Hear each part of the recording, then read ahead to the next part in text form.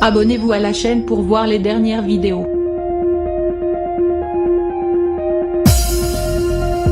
Charlène de Monaco n'a jamais autant été au centre de l'attention. Paradoxalement, elle n'a jamais été absente aussi longtemps du Rocher. Partie en Afrique du Sud en mars dernier afin d'assister aux funérailles du roi des Zoulous, la maman de Jacques et Gabriella n'a depuis toujours pas remis les pieds dans la principauté.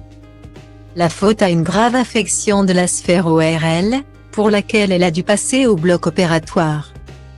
D'ailleurs, alors que le prince Albert II se montrait plutôt confiant quant à son retour prochain, la princesse a été victime d'un malaise vagal qui l'a contrainte à être hospitalisée une nuit à l'hôpital de Durban, et donc à prolonger son séjour. Mais Charlène de Monaco n'est pas une petite chose fragile pour autant.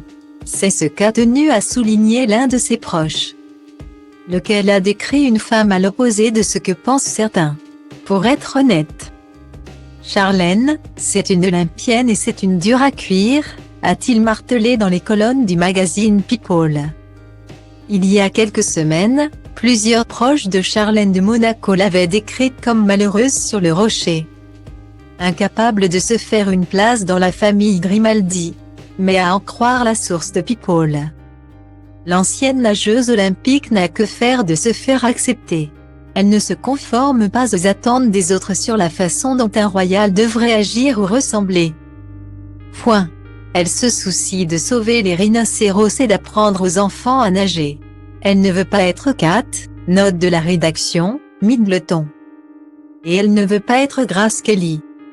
Attachée à son indépendance, Charlène de Monaco n'hésiterait pas à aller au bout de ses idées, parfois au détriment de ses obligations royales. Elle est un peu une iconoclaste. C'est sa propre personne, et ce n'est pas une violette qui rétrécit, a précisé son proche ami. Le message est clair, l'épouse d'Albert II rentrera à la maison quand elle l'aura décidé.